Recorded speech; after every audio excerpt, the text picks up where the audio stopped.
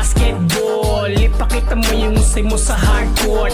Come on everybody, show me some moves. Ito kalaro ng bawat Pilipino. Hey, come on everybody sa hardcourt. Come on everybody sa hardcourt. Come on everybody sa hardcourt. Come on everybody sa hardcourt.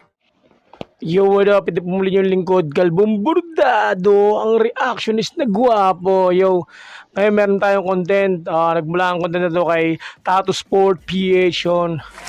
Supportan natin yung Tattoo Sport PH by clicking the notification bell and subscribing. Siyempre, kung di pa nakasubscribe sa akin guys, subscribe na rin kayo. Click yung notification bell para sa ganitong uri ng reaction and reviews. Yan. Ang story natin ngayon, ang content natin ngayon, it's all about mga atletang Pinoy na naipagsaplaran sa labas ng bansa. Mga basketball player na atleta. Yan. Mga nagbibigay ng pride para sa bansa natin. Yun. Wala naman tayong inaantay. Sabay-sabay natin panoorin. Let's go! Mga kaibigan, welcome back. Ito ang ganda ng pag-uusapan natin. JJ Mandakit, kaibigan, napanood po ng NBA trainer. Na-trainer pa po ni Kawhi Leonard, ni Kyle Kuzma. Bumilib talaga ito sa kababayan natin. At ito, babalitaan ko rin kayo kay Jack and Imam kahapon po nag-debut game siya sa China. At talaga po nagpasikat ang kababayan natin. Grabe yung mga labaw at grabe rin yung kanyang football. Unahin natin si Jack and Imam. After ng Gilas Games nito ay lumipad na nga ito papuntang China dahil dito na siya Si Jack and Imam po yung babaeng manlalaro ng Gilas Pilipinas. May lahi ito, may lahi. Pero to sa puso, sa isip, Pinay ito, Pinay. May lahi lang siya pero Pinay ito. Half. Ito po ang debut game niya, panoorin po natin. Ito ang unang basket ni Jack and Imam sa free throw line. Tapos makikita natin dito, pinasahan siya sa poste. Ito ang ganda ng pasa niya. Yan ang gandang clear and selfish. Pag libre ng teammate. Ito ang ganda ng pasa sa kanya sa gitna.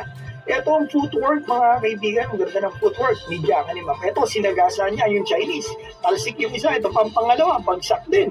Talagang kinalabaw ni Jack and Imam. Malakas ang katawan nito. Ito, laki ng harang niya. Sinasagasahan niya lang. Maganda kay Jack and Imam, malakas ang loob. Debut game yan, mga kaibigan, at pinangunahan po niya yung kanyang team dito sa points, rebound, at dito sa steals. Unfortunately, natalo sila. Pero mahalaga naman, mga kaibigan, maganda pinakita ang kababayan natin. Yes. Ngayon, bigyan ko na po kayo ng latest na balita dito kay JJ Mandakit. Hindi ko na po kailangan pang i-explain kung gaano kagaling ang kababayan natin na ito na nandun sa Amerika. Ibigan naglaro po ito nitong nakarang araw lang sa Amerika sa isang pinakasikat na mini basketball tournament. Kung saan kasali din sa tournament na ito ang projected first pick sa NBA na si Cooper Flag at eto si Cam Boozer. Magkaibang taon yan, mga kaibigan, para sila ang projected first pick. So ito, mga kaibigan, yung highlights ng kababayan natin, panorin po natin. Kasi ito po yung game na bumilip sa kanya ang trainer ni Kyle Kuzma at ni Kawhi Leonard. Ito, panoorin po natin ang naging game ni JJ Mandakit. Para updated tayo, ito po ay nangyari lang kahapon, October 17, 2023. Pumukol ng 3, bibili ba natin talaga itong bata na to, mga kaibigan? Kasi 16 years old pa lamang po yan. Ganyan ang laro, mga kaibigan. At talagang mataas na. Malaking potensyal, malaki. Nilalaro na ito. Kita natin ang gulang maglaro, lakas ng katawan. At may shooting at ang galing pa pumasa, mga kaibigan. Kaya naman 4-star recruit po ito sa Amerika. At the same time, pasok sa mga NBA mafia. Ibigay sana makapaglaro ito sa Gilas natin, mga U17 agad next year. Mga kaibigan, kasi may hirapan na ito maging local sa ating national team kapag ito ay kinuha ng team. Magaling. Tsaka may height, bilang point guard, may height siya. Tsaka yung mataas yung IQ niya. IQ level niya sa paglalaro ng basketball. Point guard. Ng SBP at Gilas Pilipinas para local ito Sunday sa ating national team. Total, nagsabi na rin ito sa akin na gusto niya maglaro sa ating national team at may Philippine passport po siya before mag-16. Mandakit, ang galing, mahusay. Napakahusay nun. Napakahusay ng Mandakit. Sana maging pure Filipino to. Sana makakuha to ng passport. Malaking tulong to sa national team. Dapat ito yung mga tinutukan ng SBP, di ba? Yung mga ganyang atleta, hindi yung, diba? Ganito, yung programa na dapat merong mga ganito, scout sa iyong bansa, na Pilam na po, gusto naman maglaro sa Pilipinas, diba? Ngayon, 16 pa lang siya. Diba? Kasi kasuhin na agad, bigyan agad ng passport kung pwede, diba? Sila na yung umilos, diba?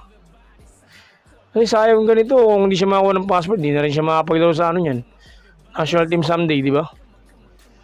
JJ, nag-post po sa Twitter ang isang NBA trainer na nagngangalang Clint Park. Ibigan ito po ay kumalat na rin sa ilang sikat na pages noon sa Instagram. Ito po pala ay long-time trainer ni Kawhi Leonard at pati na hanggang ngayon. At hindi lang yan, pati na si Kyle Kuzma hawak din o tinatrade din ng trainer na ito. According po sa post niya mga kaibigan, para sa kanya, si JJ ang pinakamagaling na point guard sa tournament na ito. Take note, puro top prospect po nandito. Kabilang na lottery pick na si Caden Boozer at ang anak ni LeBron James, si Bryce James. Grabe, di ba? Grabe. Maraming salamat, Idol Tarus or PH. Yun, napakagandang update yan para sa mga atletang Pilipino at Pinay na athlete na naglalaro ngayon sa China. Yun. Si Mandakit, aabangan natin yan. Sana makita ng SBP to. Sana bigyan ng pansin at sana makakuha siya ng passport. Sa 16, pwede pa. Pasok pa yan. Para someday, makapaglaro siya as pure Filipino sa ating national team. Malaking matutulong yan. Napakahusay. Malaking point guard. Tapos yung IQ niya, tsaka yung level ng lalaroan niya. At medyo mataas talaga. Kaya maraming salamat po mula yung lingkod. Kalbong Burdado, ang reactionist na gwapo. Yeah. Ingat palagi. God bless mga kabokal. Yeah.